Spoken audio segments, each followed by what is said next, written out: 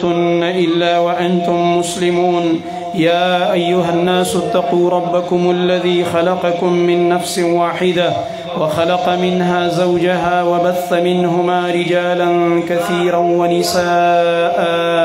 واتقوا الله الذي تساءلون به والأرحام إن الله كان عليكم رقيبا. يا أيها الذين آمنوا اتقوا الله وقولوا قولا سديدا يصلح لكم أعمالكم ويغفر لكم ذنوبكم ومن يطع الله ورسوله فقد فاز فوزا عظيما.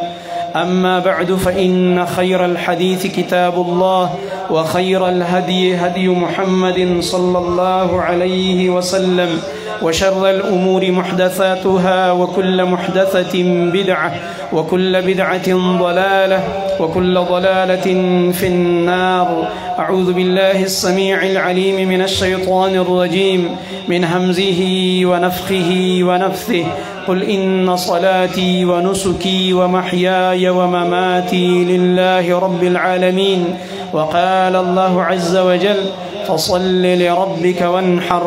قرآن کے اللہ رب العالمین زمان ستاسو خوگ نبی صلی اللہ علیہ وسلم تا فرمائی قل اے زمان نبی اوایا ان صلاتی یقینا زما منز زما بدنی عبادت ونسکی او زما قربانی او مالی عبادت ومحیای او زما جن ومماتی او زما مرگ لله رب العالمین دا طول بدا اللہ رب العالمین دا پاری ذکا مومن دا اللہ سبحانہ وتعالی سرا لوز کڑے دے وعدی کڑے دا خپل دا نفس او مالی پا اللہ سبحانہ وتعالی خرس کڑے دے اللہ سبحانہ وتعالی سرا منگا سودا کڑے دا دیو جنا زمانگ دا خوگ نبی صلی اللہ علیہ وسلم خپل مال او جان دا اللہ پا دین کے طول استعمال شو. منگ تاسو مومنانو تم اللہ دا حکم کڑے دے اے مومنہ دا مال او دا نفس دی زمان پر رضا کی استعمال کا او بیا زمان جنت واخلا. او قرآن کے اللہ رب العالمین دا خبر ذکر کڑے دا ان اللہ اشترى من المؤمنین انفسهم و اموالهم بان لهم الجنہ. بے شک اللہ سبحانہ وتعالی دا مومنانو نا دا دوی مالونا و نفسونا دا جنت پا بدل کی اخستی دی. دیو جنا منگا اس پا بدن عبادت تو کو دا دی اللہ قبول کی زمانگ دا منز او لک سات بعد با منگا دا خپل مال قربانی ورکو دا طول عبادتونا پا دی باندی اللہ سبحانہ وتعالی منگ سر دا جنت وعد کردی زمان محترم ورنو پا دی باندی زمان گناہونا اللہ رب العالمین معاف کئی. او دا آغا خکل عشروا چی پا دی کی یو دا سی ورزو چی اغیت یوم العرفوی. او زمان خوگ نبی صلی اللہ علیہ وسلم منگا گناہگار امت دا زیر را کڑیو اے زمان امت کتاسو دا یو روجونی سی اللہ سبحانہ وتعالی بستاسو دا دو کالو گناہونا معاف کی. زمان محترم ورنو پا ہر کار کی منگتا اخلاص او تقوی دا پکار دا او دا قربانی چی کم دا دام دا اللہ دا پارا پکار دا دا کمیت چی مولو صدیقم دا خبر دا چی قل ان صلاتی و نسکی و محیای و مماتی للہ دا عرصب دا اللہ دا پاری پا دی که بزمگی اخلاصی ریا خلق و تزان خودن با مقصد نہیں او دا غرنگا دا شہرت و نمائش بنی چی ما دمر قربانیو کڑو دمر ساروی میں علال کو دا سی ساروی میں دا کڑے دے نا بلکہ دا اللہ شکر استل بکار دی چی منگ لے توفیق را کو چی دا غدا عبادت تو کو پخپل مال سارا دیر دا سی بد قسمت خلق شتا اللہ ورلا وسم ور کڑے دے او دا قربانی نکئی دی تنگوری چی دا خو زمان دا آغا دا خوگ نبی صلی اللہ علیہ وسلم چی کم نکتر شو ابراہیم علیہ السلام آغا خپل زوی پا خوب کی ولید اسماعیل علیہ السلام چی زوانو او دا زوان زوی پا بارکی خوب ولیدلو چی زبحکی او چاڑا پیرا لگیا دے. سورة الصافات کے اللہ رب العالمین دا واقع ذکر کردے دا او ابراہیم علیہ السلام باندے ناشنا امتحانون راغلی دی. نو ابراہیم علیہ السلام زوی تاوی اے بچیا خوب کی دی گورما او ز گورم چی زتا زبحکوما او پدی خوب کی ز تا پسی ما چاڑا را خستے دا فانظر ماذا ترا ستا سخیال دے بچیا. مطلب داود دی خپل بچی اسماعیل جذبے معلوم اولا چی آید اللہ دی حکم او دی چڑیت علالی دو تا دے تیاری گیو کنا خواغم دی ابراہیم علیہ السلام زیو آغا ورطو یا ابا تفعل ما تؤمر ستجدنی انشاء اللہ من الصابرین. بابا جانا گورد اللہ دا حکم لیٹ نشی زما استان الله خفه نشي زر زر زما په دې مرۍ باندې چاړه راولګوه او بابا جان یو تسلی در کوم د زوی حلالول خو ډېر ګران کار دی خو ته به وګورې چې زه به څومره صبرناک یم زما د خولې نه به یو اوفم وانوري او ته به په ما چاړه راولګې نو زه ځان کلکوم تم ځان کلک که بابا ګوره چېرته خفه نه شي چېرته زړه ښکته پورته نه کړي او د الله دا حکم رانه ګوره چېرته ګډوډ نه شي الله اکبر دلته د زوی او د پلار دا خبره او جذبه روانه ولاندې او بره نه د الله رب العالمین عرش هغه په جوش کې راغو او الله سبحانه وتعالی قرآن کې الله فرمایي کله چې ابراهیم علیه السلام دا خپل زوی دا خوږ بچی چې په بوډاوالي کې الله ورکړی چې د انسان ټول عمر بچی نه یو بیا نارینه اولاد او بیا سپین ږیری شي والله بچی ورکړي دا ورته څومره ګراني څومره مینه یې ورسره هغه بچي په باره کې په الله امتحان وکړلو او په دې وخت کې چې څنګه دا بچی سملولو قرآن کې الله رب العالمین دا الفاظ استعمالوي فلما اسلما کله چې زوی او پلار دواړه د حکم پوره کولو دپاره تیار شو او وتله للجبین او دا بچی په اړخ سملو لکه سړی چې څاروی په اړخ سملوي او دا چاړی پرې رالګوله دا خبره غلطه ده چې بعضې خلک وایي چې اسماعیل علیه السلام لی دا مخ دې ځمکې ته ښکته کړو چې بچیه چې دې مخ ته دې نه ګورم هسې نه چې دا حکم رانه پاتې شي نه بلکل په اړخ یې سملو دې مخ ته یې ورله کتل او چاړی پرې رالګوله او په دې کې جبریل علیه الصلاة والسلام الله سبحانه وتعالی راولېږلو او الله رب العالمین ورته وحي رالیږي ابراهیم علیه السلام ته چې ابراهیم تا خپل خوب رښتونی کړو تا د خپلې وفادارۍ اظهار وکړلو بس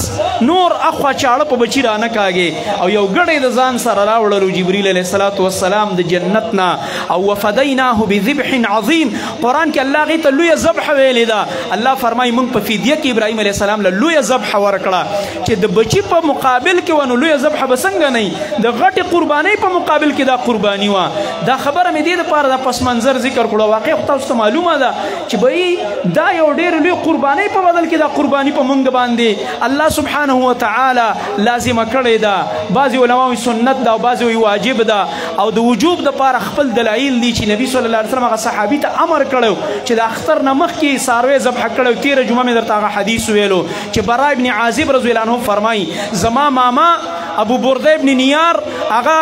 د نبی علیه السلام خطبې ته ناستو په اختر کې او نبی علیه السلام وفرمایل چا چې د اختر نه مخکې کوم څاروی ذبح کړی عامه ونډۍ او غوښه دا خو قربانۍ کې حساب نه ده وایي زما ماما ودرېدو ای د الله نبي زه خو چې سهار راتلم ما ویل هسې د خوراک ورځ ده دا ګاونډیان او غریبانان به مخوري بچیم نو ما خو د مانځه نه مخکې چې دی څاروی ذبح کړو رسول الله صلی الله علیه وسلم ورته وفرمایل د دې په ځای شابه اوس بله ذبح وکړه دا بله ذبح وکړه دین علما معلوموي چې ګوره نبي علیه السلام امر کړی او امر د پاره د وجوبي دا واجب ده چاله چې الله وس ورکړی دی د ګوره دا قرباني نه پرېږدي دا به ډېر بدقسمته انساني چې دله الله ښه وس ورکړی دی نور رسمونه رواجونه چې راشي خطه کړی پیسې راوباسي خو د قربانۍ په وخت کې به مولوي صاحب ته مفتي صاحب ته ټلیفون نه کوي یاره مفتي صاحب په ما قرباني کېږي که نه کېږي مولوي صاحب په ما قرباني کېږي او که نه کېږي د الله حکم نه د ځان خلاصولو دپاره زما محترم ورونو چل ول مه کوئ او والله یو تجربه درته خپله ووایم هغه دا ده او ډېرو ملګرو په دې تجربه کړي څوک چې زکات په ټیم ادا کوي او چل ول پکې نه کوي دله الله بل کال د هغې نه ډېر مال ورکوي او زیات زکات وباسي داسې ده او که نه ده او څوک چې قرباني کوي او دا وایي چې دا زما د رب حکم دی زما د خوږ نبي طریقه ده دی چې څه کال د 1,000 قرباني وکړي شروع د دې نه وکړي بل کال د 50,000 کوي بل کال الله وس ورکوي د 1,00,000 څاروی اخلي دا تجربه شوې خبره ده څومره چې د الله په عبادت کې تکړه وي او دا مال دې څنګه لګوو دقه شان به د سره الله معامله کوي رسول الله صلی الله علیه وسلم خپل بیبي ته حکم کوو ای بیبي ګوره که مال دې په داسې داسې لګوو په شمار شمار الله به هم په شمار شمار درکوي ګوره او که ویړیا دې لګوو الله هم درله ویړیا درکوي الله په نیتونو فیصلې کوي هغه خو خزانو والا دی هغه خو غني ذات دی ټولې خزانې هغه سره دي ولله خزائن السماوات والارض په هغه الله بدګماني مه کوه چې ته به د هغه په نوم مال لګې هغه به تا خراب کي هغه به تا محتاج کي هغه به تا فقیر او یتیم او مسکین کي داسې نشي کېدلی ټیک ده چې په مؤمن کله کله قرض هم راځي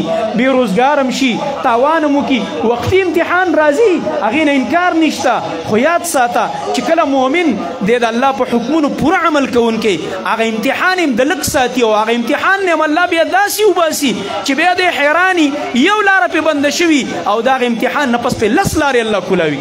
10 لارې ورته کولاوي شي تعجب وکړي دی به په خپله دا د دې بدلۍ چې کله ده به په هغه وخت کې الله یادو چې په دې امتحان نه و راغلی نن چې په امتحان راغی الله رب العالمین د هغې نه ویستل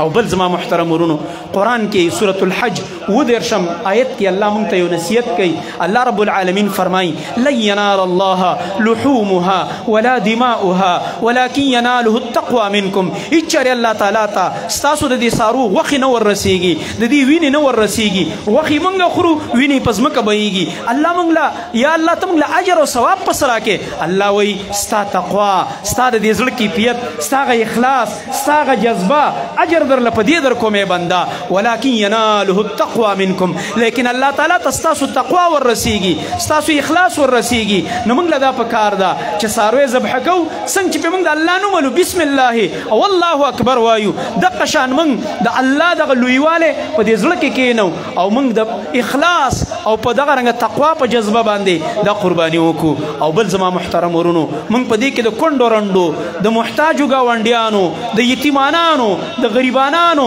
خیال وساتو تیره جمعه هم درته ما دا خبره وکړله زموږ په دې ملک کې غربت ډېر دی او داسې غریبانان شته چې د هغه غریبانان وس نه کېږي چې ځان له 1 کیلو غوښه کور ته راوړي نن هغه خلک هغه به د حاجي صاحب په تمه وي هغه به د هغه سړي په تمه وي چا چې په کور کې غټ څاروی راوستی دی چې زه دا زما ګاونډي دی دا زما حاجي صاحب دا په ما باندې خوږېږي دا په ما خفه کېږي دا به زما حصه کوي نو خیال کوئ چې دغه خلک لیټ نشي زر تر زره چې څنګه غوښه تیارېدله فورا بچي ریډي ودروئ هلکان ریډي ودروئ او دغه کورونو ته غوښه ور ورسوئ چې دغه کونډو د دې محتاجو د دې یتیمانانو د دې مسکینانو دعا مونږ واخلو او یاد ساتئ د داسې مظلومانو او کمزورو خلکو دعا چې چا اخیستې ده الله رب العالمین داسې خلک نه خرابوي او داسې خلک الله رب العالمین کله هم نه بربادوي یاد ساتئ او بله خبره زما محترم ورونو هغه دا ده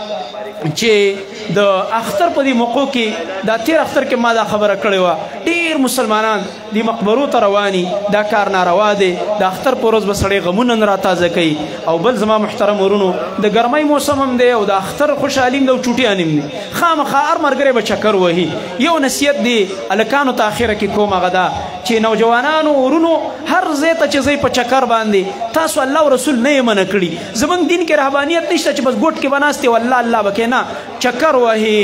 یخې علاقې ته ځي ناران کاغان ته ځي او ککالام ته ځي لاړ شه خیر دی خو یو خبره یو نصیحت مې یاد ساته چې یو د الله نافرماني ونه کړي په ګاډو کې ګانې مه لګوه والله که ته په دې ښایسته ښکاري دا څومره مسلمانان چې دا ستا د رضا د ګانو اوري دا در باندې ګواهان شو دا په کومه ځمکه چې ګاډی روان دی دا ځمکه در باندې ګواه شوله ستا په ګناه باندې نو د دې په ځای که ته تلاوت ولګې او ښایسته تلاوت لګېدلی تلاوت یو ساعت واورېد بیا یو نظم ولګوه نظمونه ولګوه یو بل داسې بیان ولګوه ملګري به ترې فایده واخلي دا ځمکه به در باندې ګواهي وکړي که کوم خلک په لاره باندې دا اواز واوري خلک به هم درنه متاثره شي چې هلکه په دې ګاډي کې نیکان خلک ناست دي صالحین خلک ناست دي وګوره ګانې نه دي لګولي بلکې تلاوت یې لګولی یا یو بیان لګولی یا یو نظم یې لګولی دی نو د دې ګناه نه د الله دپاره توبه وباسئ زما محترم ورونو په دې موږ ښه نه ښکارو او بل زما محترم ورونو چې منځونه درنه خراب نشي په سفر کې الله موږ ته دا اساني راکړې ده چې دوه منځونه یو ځای کولی شي ماسپښین او مازدیګر او ماښام او ماسخوتن په دې کې دا اساني هم شته چې مثلا تا ګاډی ماسپښین ودرو په یو ځای کې د مازدیګر مونځ له رامخکې که 2 رکعته د ماسپښین وکړه او 2 د مازدیګر وکړه ماښام پورې فارغ شول او کوی چې نه مازدیګر یو ځای کې ودرېږو